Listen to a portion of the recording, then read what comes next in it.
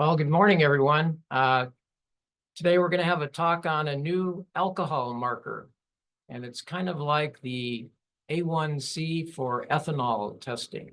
So you all are the sophisticated underwriters, so this is something new, and we'll be pioneers today talking about this new alcohol marker. So I'm Minas Joannides, the Chief Medical Director at Optimum. So let's get started. So I want to thank Exam One and Quest for answering a lot of questions I had on this, and I appreciate all their help with information in preparation for this talk. So here's our agenda today. So I'm not going to be talking about any AI or artificial intelligence. We're going to talk about little AI, alcohol intelligence. And we're going to be talking about the long search for a good alcohol marker. You know, just like you, I've used the liver function tests, MCV on the CBC, and the HDL levels, and any history of ethanol use to try to gauge how much alcohol an applicant might be using. And we've used the carbohydrate deficient transferrin, the CDT.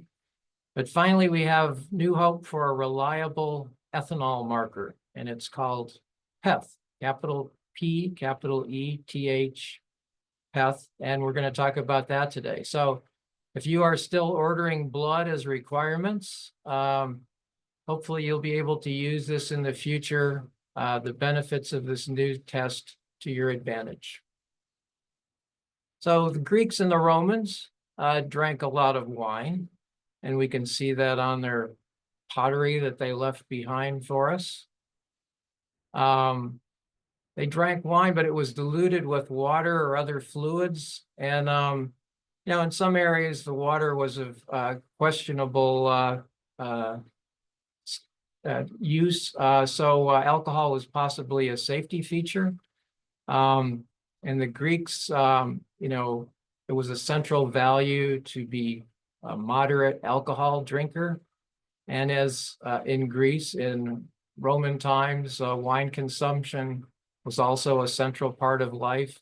And it actually kind of increased toward the end of the Roman Empire. So, you know, alcohol is used by a lot of people. And I even have a picture of my sweet grandma at Sloppy Joe's bar in Havana, Cuba in 1946. Now, she's in the white circle. I have no idea what my sweet grandma was doing sitting at the bar at Sloppy Joe's in Havana, Cuba in 1946. But, you know, even sweet grandmas can have a little something to drink. So today we're going to talk about alcohol and how we can try to gauge how much alcohol people use. And as seasoned underwriters, you're aware that applicants often have a lack of candor about the level of their alcohol use. And possibly when they go to their doctor, they may not volunteer exactly how much they drink.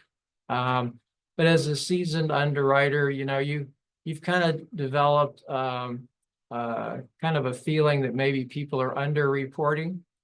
And so I just have a little quote here from Shakespeare: dismiss your vows, your feigned tears, your flattery, for where a heart is hard, they make no battery.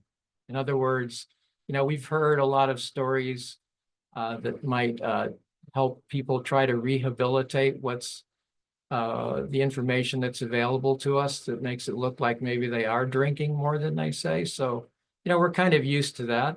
But we have this arsenal of tools that we use, you know, any ethanol criticisms in the APS or MVR infractions, the LFTs, AST, ALT ratio, a high MCV on the CBC.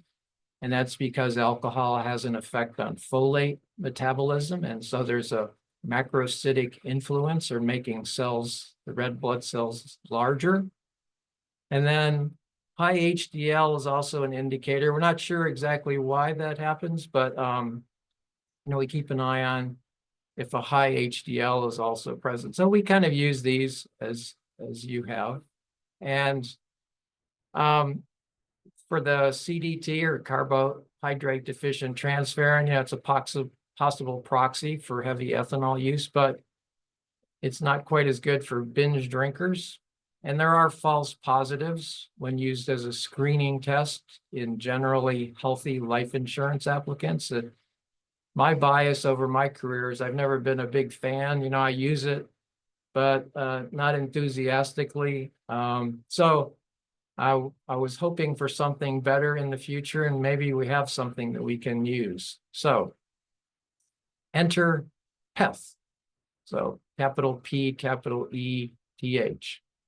And it's a new ethanol marker that actually reflects ethanol use. It's not a proxy. It's not a maybe. If it's elevated, the applicant is ingesting ethanol.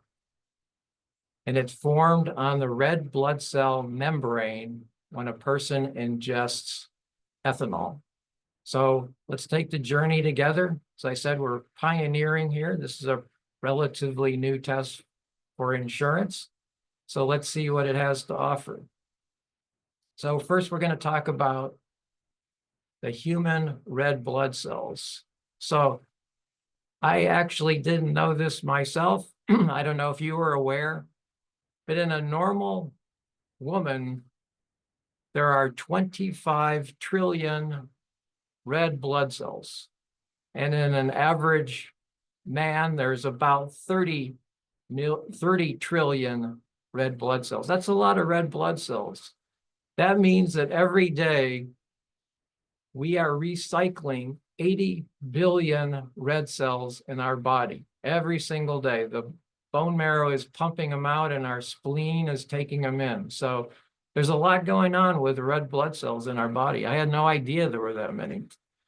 And the red blood cell has a lot of unique features that no other cells have. It's flexible, so it can get in small spaces and kind of change its configuration to get through capillaries and veins and arteries and do the things that it's supposed to do. So it's a pretty remarkable little cell, and we have lots of them. So the cell membrane of the red blood cell is a site of high activity. There's a lot going on. I really didn't know this. In the red box to the upper right, I have boxed in, it says phospholipid bilayer membrane. And that's going to be important to us as we talk about this new test. So there's a lot going on in the red blood cell. And even in its membrane, there's a lot of action. So there's things that are happening to the red blood cell in its 120-day lifespan. And we're all aware that in our red blood cells, we have hemoglobin. And if we eat something with sugars, and there's glucose present, the glucose can attach to the hemoglobin, and we call that glycohemoglobin, and we can test that with an A1C test, right? So red cells have hemoglobin, you eat glucose, and it attaches to the hemoglobin, and we can measure that.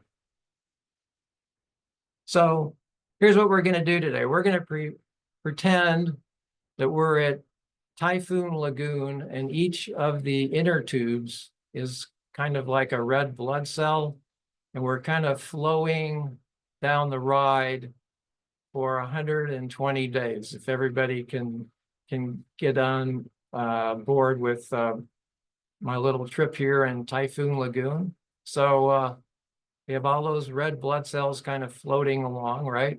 And as I said, the membrane of the red blood cell is high active area. So our red blood cell has hemoglobin. And how much hemoglobin is in one red blood cell? Well, you have 270 million hemoglobin molecules in each red blood cell. That's a lot of hemoglobin molecules. Hemoglobin makes up about 90% of the red blood cell's volume, so it's really packed in there. And we measure mean corpuscular hemoglobin and MCH. And so we can see that on a CBC. But anyway, there's hemoglobin in the red blood cell. And as we said, when you eat sugar, glucose attaches to the hemoglobin and you get glycohemoglobin, and it binds irreversibly to the hemoglobin for the lifespan of the red blood cell. And that's why we use it as a monitor for how high the glucose level has been in the body, because it gives us, like over 2 or 3 month period, it tells us approximately what the glucose has been. So the glycohemoglobin is very useful, right? So now we're going to switch gears a little bit. So you kind of get an idea that the red blood cell has been useful with its hemoglobin and attaching any glucose to make glycohemoglobin. We're going to talk about the membrane for something else. So we're kind of like getting away from the hemoglobin part now. We're going to switch over to the membrane of the red blood cell and talk about this new test. So it's called PEth, which is short for a big long word called phosphatidylethanol. And so we're going to talk about how does it indicate how much ethanol that the applicant has ingested. And we're first going to talk about this red blood cell membrane and what's on it or in it, and how this test is actually performed. Okay? So phosphatidylethanol, called PEth. So this is a little bit complicated, but in order to understand this, we have to get into the weeds just a little bit. So in the red blood cells, in the membrane of each red blood cell, there's this phosphatidylcholine. So a big long word. And here's what the molecule looks like. So it's got that zigzaggy stuff on the left, which is the fatty acid end. And then on the other end, there's a choline. So that's the part where the action is going to be when we start talking about this test. So at the bottom, I have a glass that has salad dressing in it. And you'll notice that the oil likes to float to the top. So the fats like to float to the top, and the balsamic vinegar likes to sink to the bottom in this case, okay? So the fat is basically hydrophobic. It doesn't like water, okay? So that's the tail of this molecule that doesn't like water. So I turned it counterclockwise by 90 degrees at the bottom here, and you can kind of see the yellow fat is to the left and the balsamic vinegar part is to the right. And that's how our molecule is set inside the membrane. So to look at this molecule, there's a fatty acid on the left, and that's the hydrophobic tail. It doesn't like water. And to the right is the choline part, and that does like water, so that's called hydrophilic. So the choline part loves water. The fatty acid hydrophobic tail hates water. And every one of these zigzags is just a carbon atom at the end of each of these angles. So we're going to talk more about that. But anyway, this is the molecule that we're interested in. It's in the red blood cell membrane. So it may seem complicated now, but it'll start making sense in a minute. So we have this molecule, phosphatidylcholine. And in the red blood cell, remember I showed you that red box that said phospholipid bilayer membrane? That's kind of where this molecule is stuck on the red blood cell membrane. The part that hates water with all these carbon atoms to the left is on the inside of the red blood cell, and the choline part that loves water is on the outside. So when the red blood cell is floating around in the blood, which is mainly water-based, the choline part is on the outside where the water is, and the phosphatidyl part with the fatty acids is on the inside. So I put the big long word up here at the top, and I broke it into 2 pieces. So you can kind of see where the phosphatidyl part is, all the fatty acid and all these carbon atoms. and the choline to the right, which is the part that actually doesn't mind being around water. It actually likes water. So that's why it's on the outside in the blood. So it's a little complicated, but this will help us understand how this test is actually performed. So this is all in the membrane of the red blood cell. So just like we had our hemoglobin in the inner tube, now we've got this phosphatidylcholine attached to the membrane of our red blood cell, which is our inner tube here.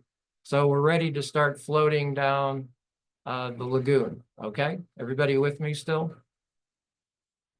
Now, if you ingest ethanol, so any beer, wine, spirits, cough medicine that has alcohol in it, NyQuil, mouthwash. Mouthwash really has a lot of alcohol. Some of them are up to 20% alcohol. So if you were to swallow any of those, you're going to get some alcohol in your system. And you can see what alcohol, the molecule looks like. It kind of looks like a little dog. Those two blue balls are actually the carbon atoms. The white things are the hydrogen atoms, and the red thing is an oxygen atom. So I have my own little doggy here too. That's what it kind of looks like. So if you ingest any ethanol, it's a small molecule, but you drink lots of them. And any of these spirits are going to come into your system and get into your blood system. So what happens is, as we said, on the surface of the red blood cell, there's this phosphatidylcholine with the choline part on, as I've described it here on the top. You drink ethanol and it makes a substance called phosphatidylethanol. So the ethanol basically attaches and kicks off the choline. And that phosphatidylethanol is actually the PEth, the capital P-E-T-H. So the big P is for phosphatidyl and the Eth is for ethanol. So P-E-T-H. So it starts with choline, the ethanol kind of kicks it off, and then the ethanol attaches to the phosphatidyl part, okay? So back to our inner tube.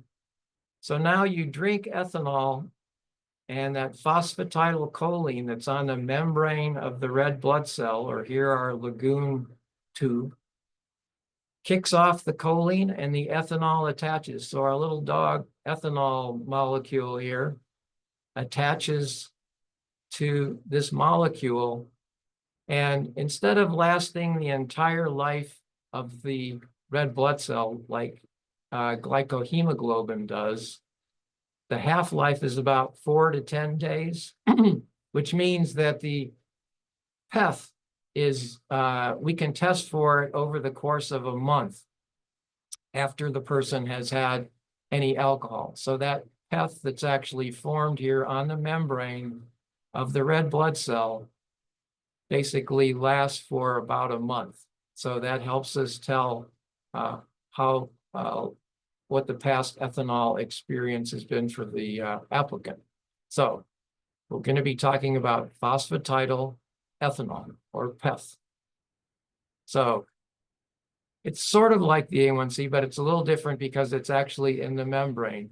So whenever someone drinks ethanol, it interacts with the phosphatidylcholine and it produces phosphatidylethanol or PEth in the membrane. And it's useful as a marker for about a month. So if a lab test was ordered, in other words, a person had blood drawn and it was tested for this substance, the PEth, you actually, in the red box here, I've outlined what the results would actually be.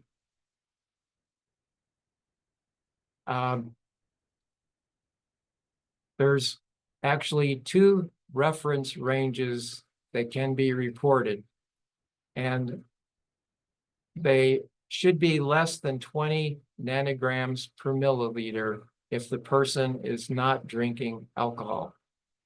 So they're reported in this funny sequence that you see here, and we're going to talk more about what that actually means. But there's two peths that are actually formed.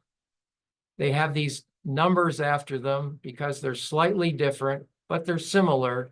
And these are the two molecules that we actually test for and get a result on. So if a person has been drinking, these are the two important molecules that we would be testing for.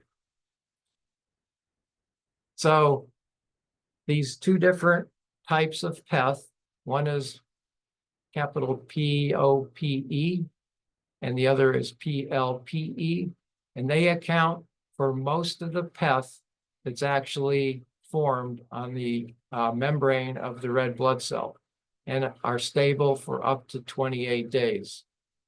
Women have a higher level of peth after drinking equal amounts of alcohol as men do because they have fewer red blood cells, as we said. Instead of 30 trillion red blood cells, women have about 25 trillion. So that's the difference in why the levels are different. And the CDT could be negative, but the peth could actually be positive. So we'll talk about that. So these are peth levels in men in blue, women in pink.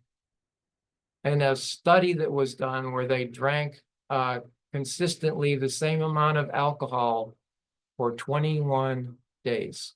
So in this study group, both men and women drank a particular quantity of alcohol each day for 21 days.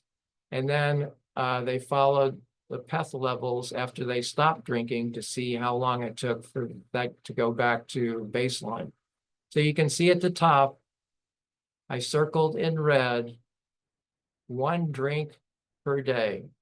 And as we said before on the testing in the red box, 20 nanograms per milliliter is kind of like the baseline. If it's less than that, the person probably isn't drinking.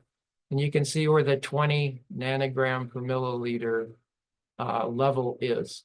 So even 1 drink a day, the peth levels in the blue and the pink do go up. And to the right, what I have is the quote Swedish cutoff, which is around 215.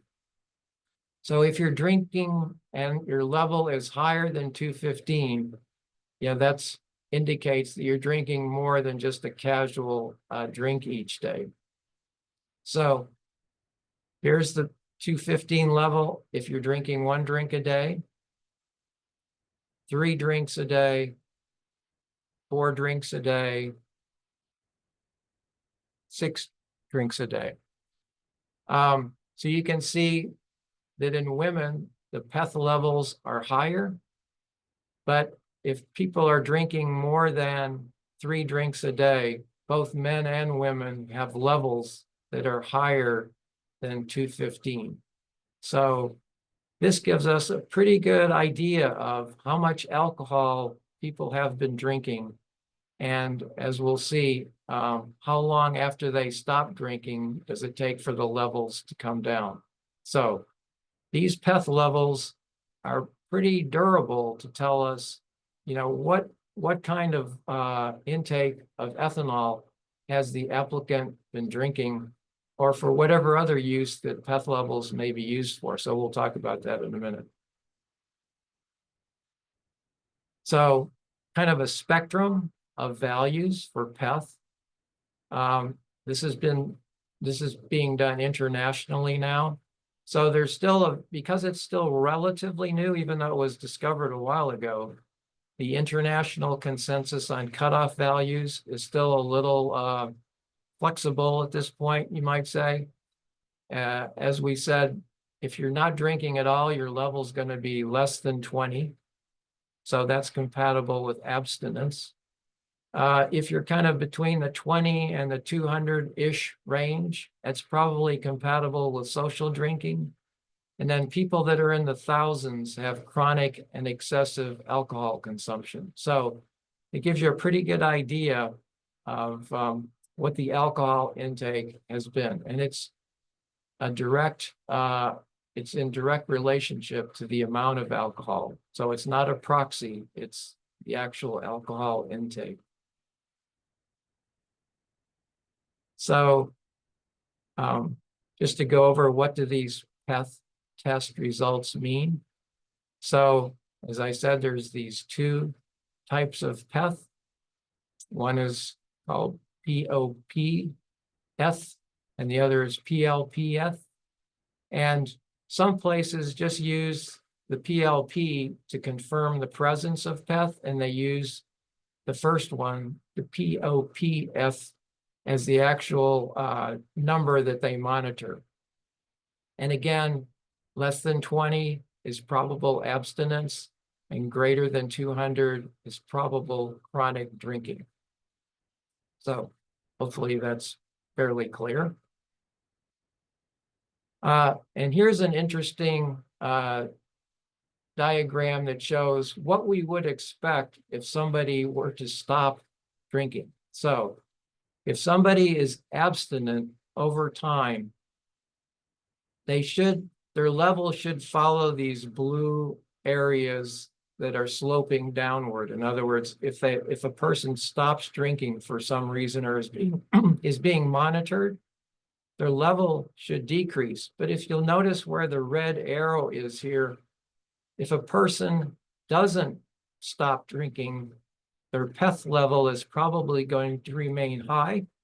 And that's what this particular line shows. They're outside of the usual decrease in PEth levels that occur. So that would mean that particular person is still drinking and their level is not decreasing as you would expect over time. So this is an indication, say it was being used for, to see if a person who had a DUI had stopped drinking. That would obviously show that that particular person has not, because their level still remains high over time. So what are some of the uses of PEth? So we could really exploit this as a way to underwrite ethanol risk. Life insurance claims, possibly related to alcohol use. Fetal alcohol spectrum disorder, to see if an infant that's born was exposed to alcohol. People that are being evaluated for possible liver transplant if they previously abused alcohol in the past. This would be a way to check and see if they're still drinking.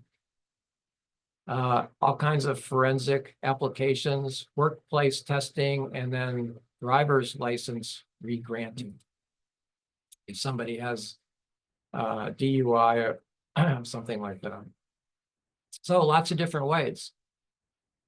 So this is an article that was actually titled, "You Can't Handle the Truth."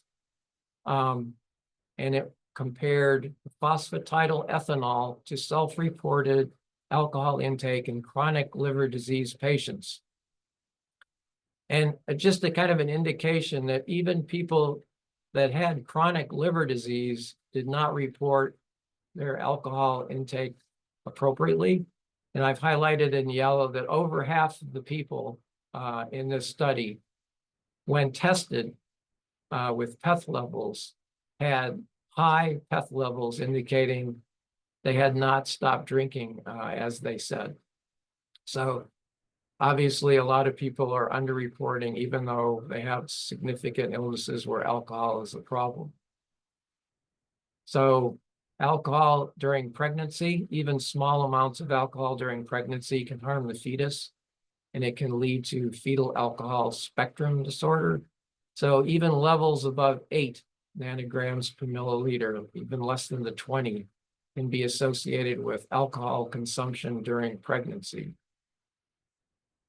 If somebody's getting phlebotomies for some particular reason, that's not going to affect the PEth level.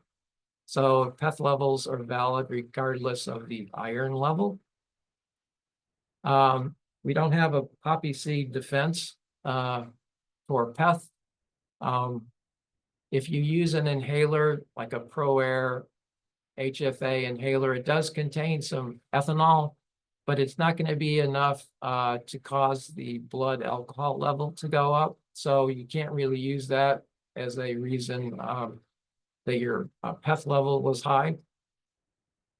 Trazodone, an antidepressant, which may increase things like amphetamine and MDMA levels, has no effect on PEth levels. And although the Mayo Clinic advises not to use an alcohol wipe when you draw the blood for the PEth level, other people say that that really doesn't affect PEth level. So, that's not a big deal. You have to actually ingest the ethanol in order for the PEth level to be high.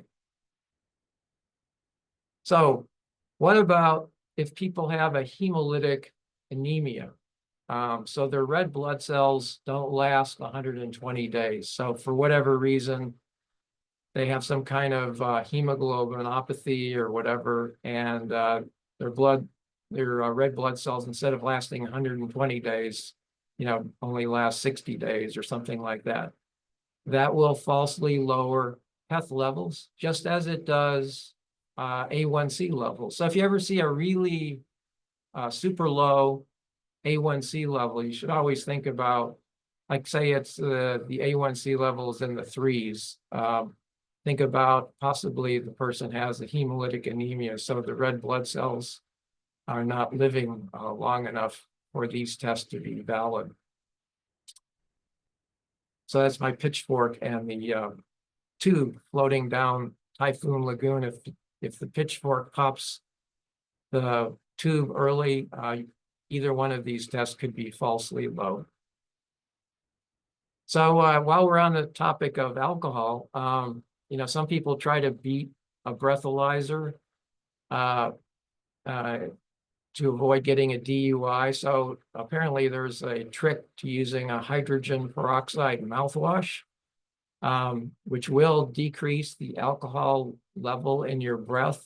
The police are aware of things like this, so I wouldn't recommend it. By the way, if you happen to swish mouthwash around in your mouth, your alcohol level in your breath is super high. So that's probably not the thing you want to be doing right before you get in a car, because it actually could cause a falsely positive breathalyzer test. There's a new study that just came out in early January about alcohol and cancer risk. And it's associating and actually warning that cancer may be a result of drinking alcohol. And it's a long report. I just pulled a few things out of it where, they indicate how alcohol can possibly cause cancer and why you're at risk if you drink alcoholic beverages. So it's a new study, and you'll probably be hearing more about that. And they may actually start putting warnings on alcoholic beverages in the future. These guys you might recognize. They sold a tequila company for $700 million plus. And their product, Casamigos Tequila, is made from blue agave. And it's 100% blue agave, which is the super premium tequila. And even in the super premium tequilas, methanol is a natural byproduct of making tequila. I don't know if you were aware of that.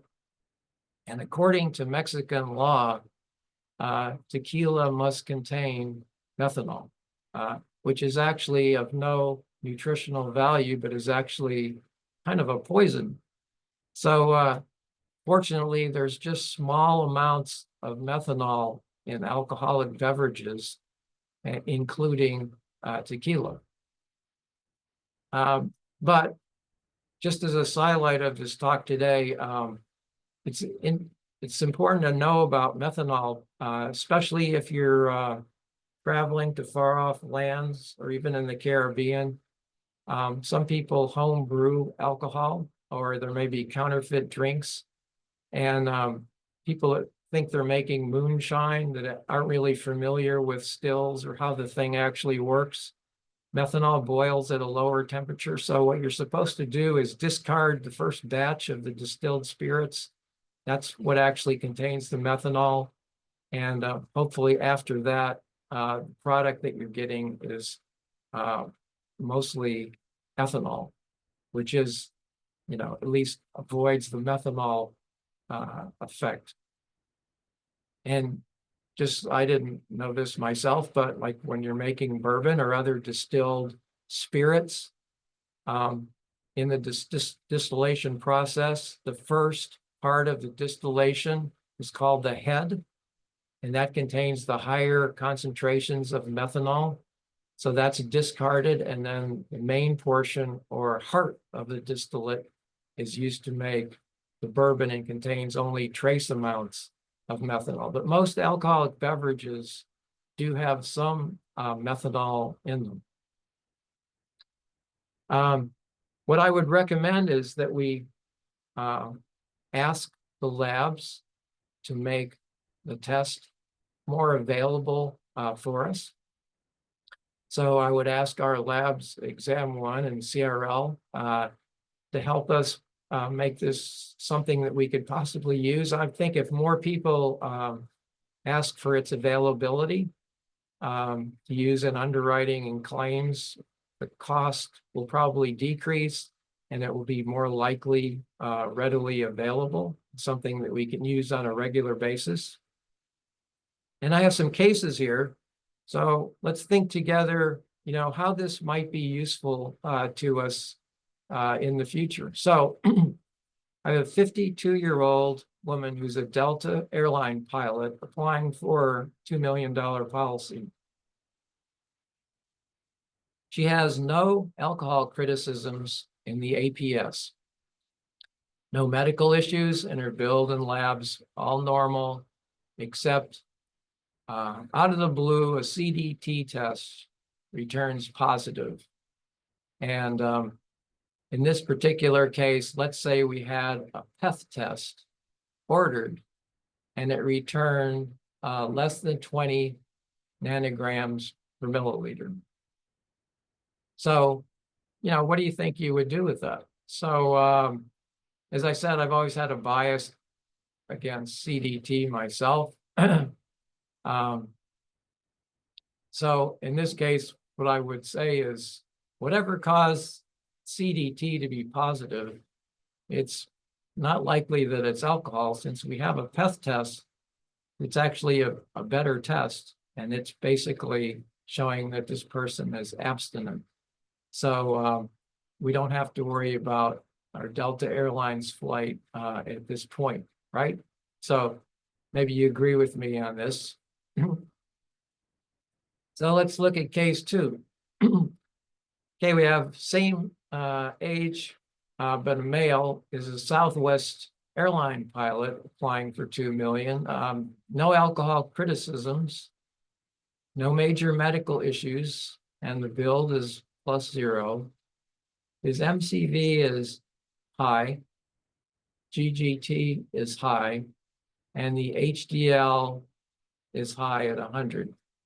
The CDT returns negative. So if you stopped there, you might say, well, whatever is causing those high levels of MCV, GGT, and HDL are probably not related to alcohol. But let's say in this case, we got a PEth test and it returned 350 nanograms per milliliter. That's actually over that 200 or 215 Swedish cutoff.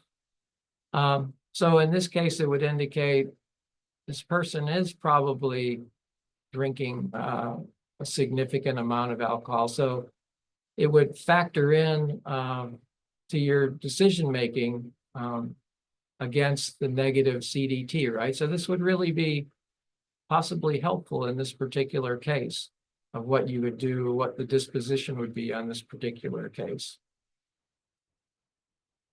So case 3, maybe you've had cases like this. I've seen them. 60-year-old woman, she's a winemaker in Napa Valley.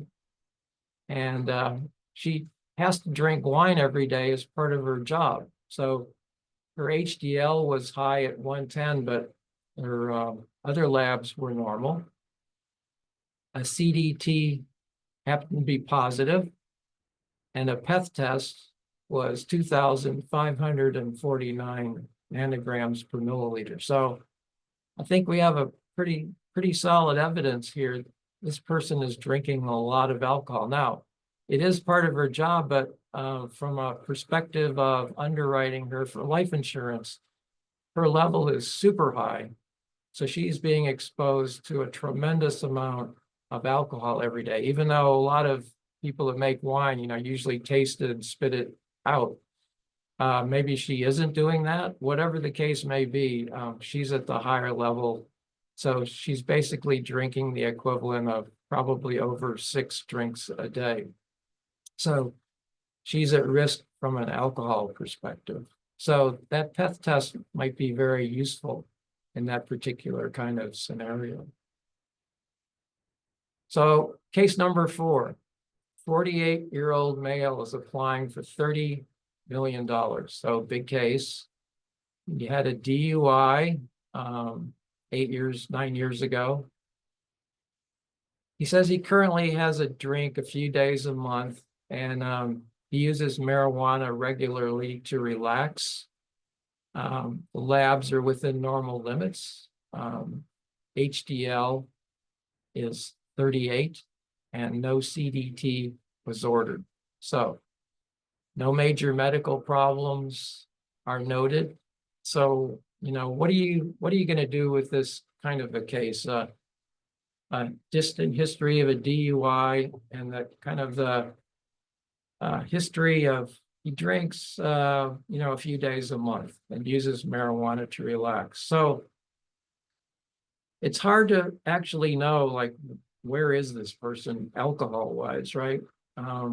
If you're assuming that the CDT, since we don't have one, we really don't have any information in that regard. So, kind of what are you going to do with a case like this? So if we had a PEth test, that would really be helpful on a big case like this to tell us, where is this guy now? Is he drinking more than he admits in that few drinks, a few days a month?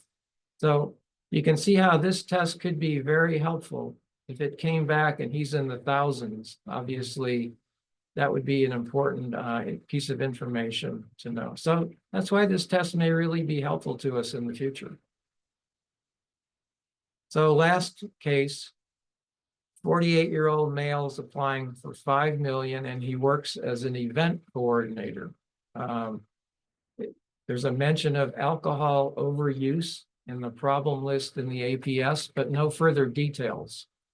So he says he currently drinks alcohol occasionally.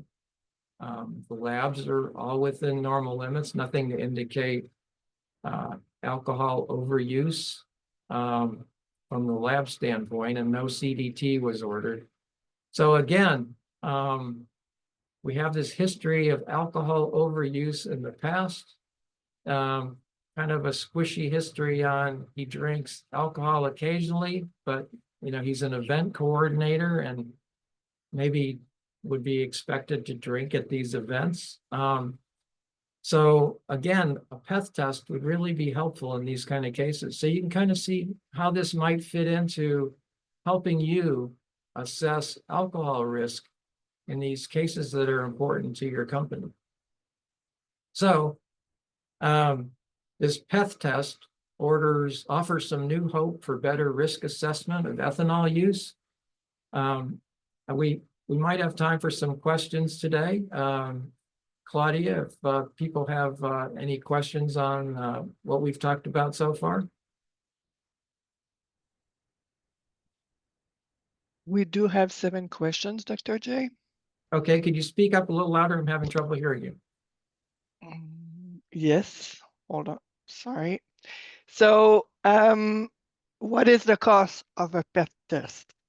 Yeah, right now, I didn't ask any of the labs, but when I've been reading, it seems to be that it's somewhere over $100.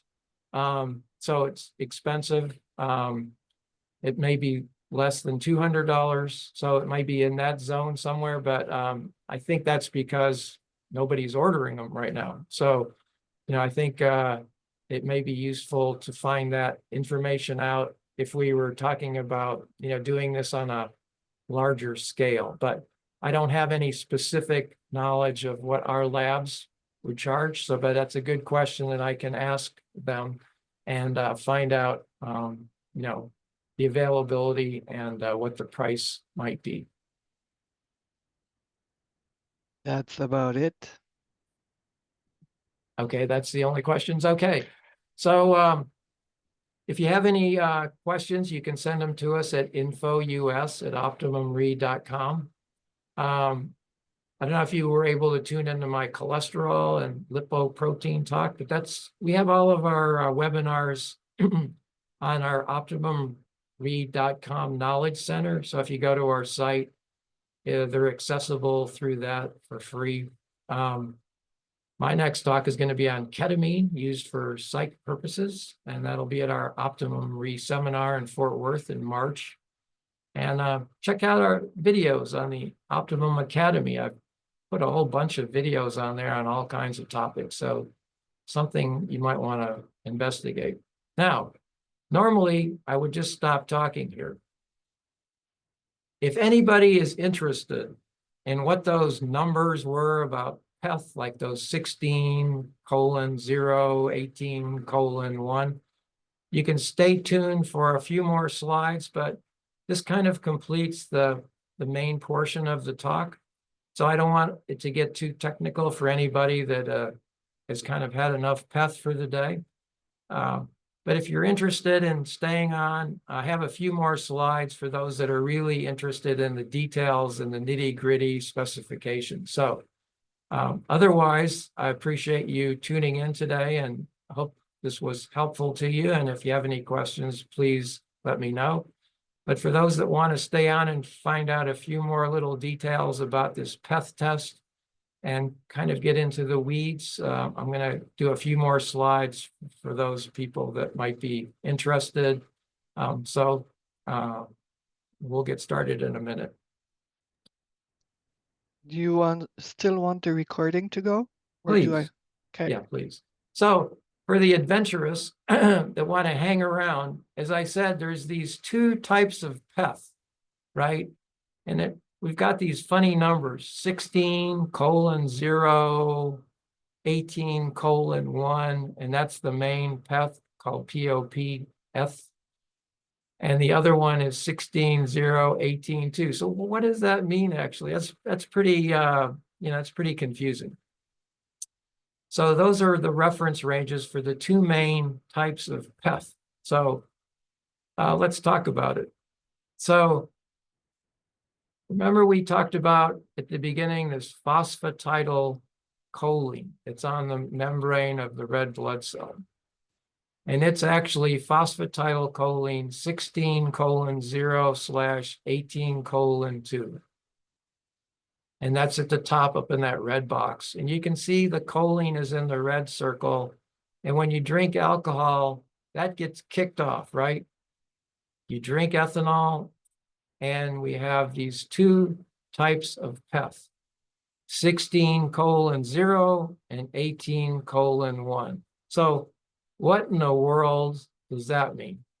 In the green circle, we've replaced the choline with ethanol. We have these two triangles here, right? One triangle for the top one and two triangles at the bottom.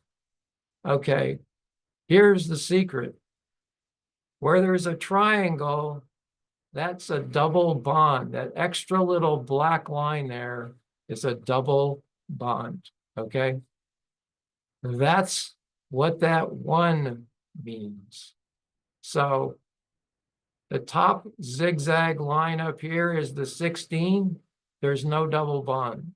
The bottom line zigzag is 18 carbon atoms. and there's one double bond. So that's why it's 16, 0, no double bonds, 18, 1, one double bond. So that's the secret. That's what that actually means. Down here, we have two triangles because there's two double bonds. So that's why it's 18, 2. And it's kind of like this woman who's hanging on by two arms. That's a double bond. Whereas all the other zigzags are just one arm. They're hanging on by one bond. Okay. So maybe that helps a little bit understanding what these funny numbers mean. And by the way, up here where it was phosphatidylcholine, you can see there's two double bonds here. That's why it's 18, 2.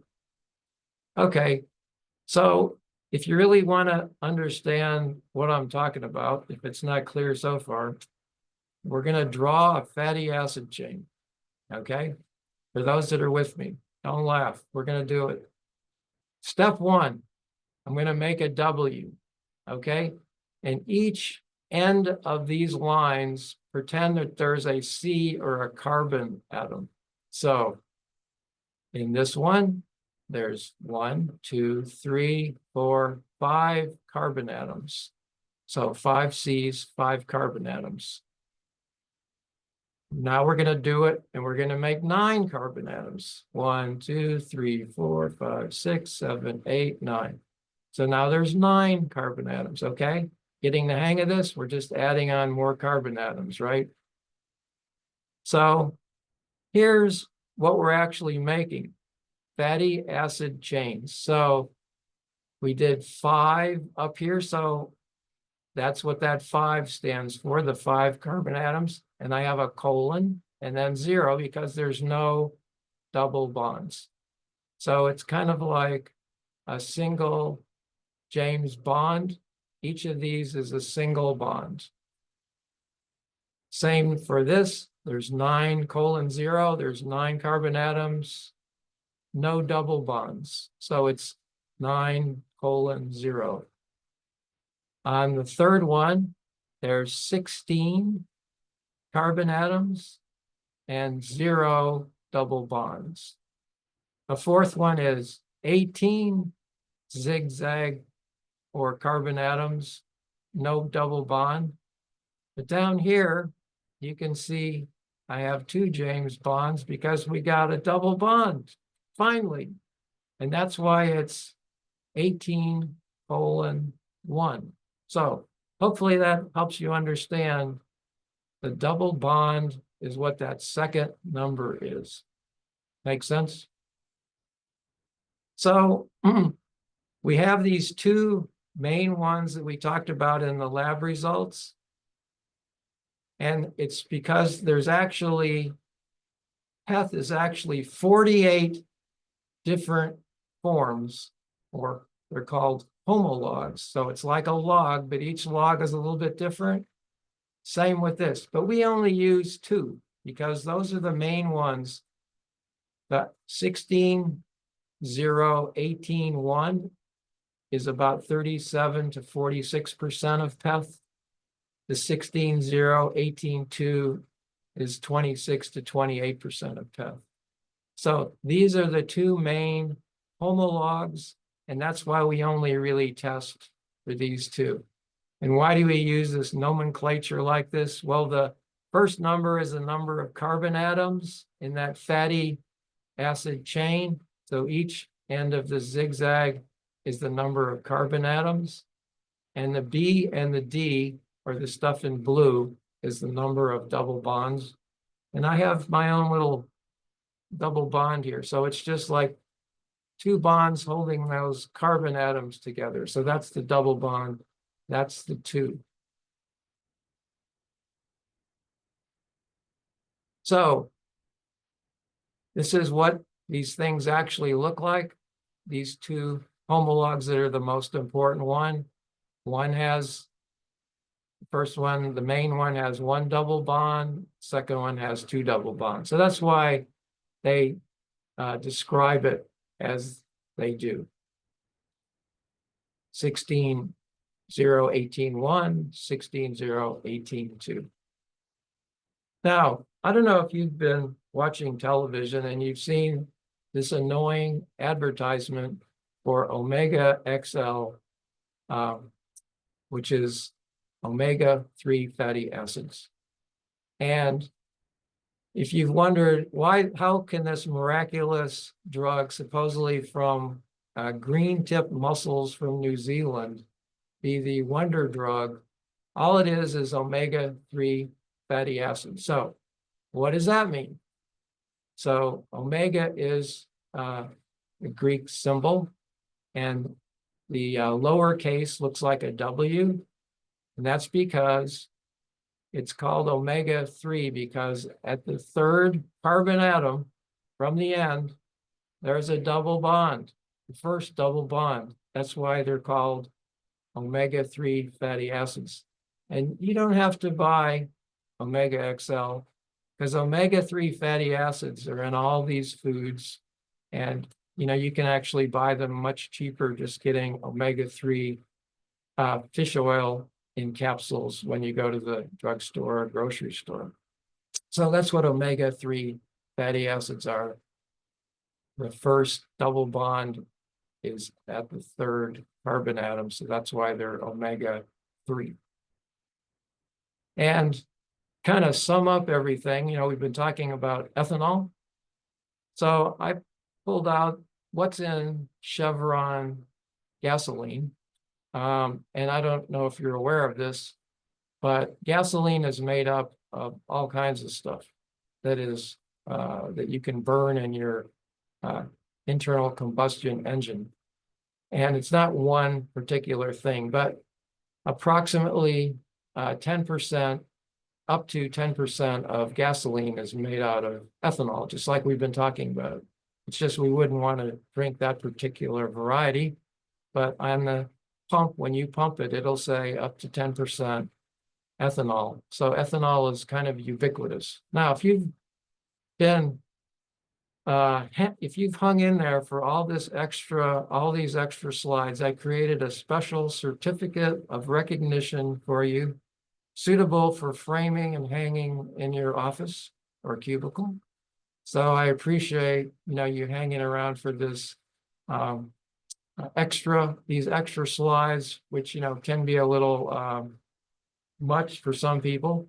But anyway, you can make your own certificate of recognition today. So thanks for sticking with us. For those of you that did, I appreciate it. I hope you got something out of this, and hopefully we'll be able to get some test availability that will help us. I know in the cases I see this week, believe it or not, I saw like 5 cases where if I had had this test, I could have made a much better assessment and what offer I would want to put on the case, or whether I would even want to consider the case if I had a phosphatidyl ethanol result that really helped me in my decision making. So if you're with me, or have any ideas on this, send me an email, send it to info.us, and we'll be happy to respond and work with you in the future. So thanks for attending today.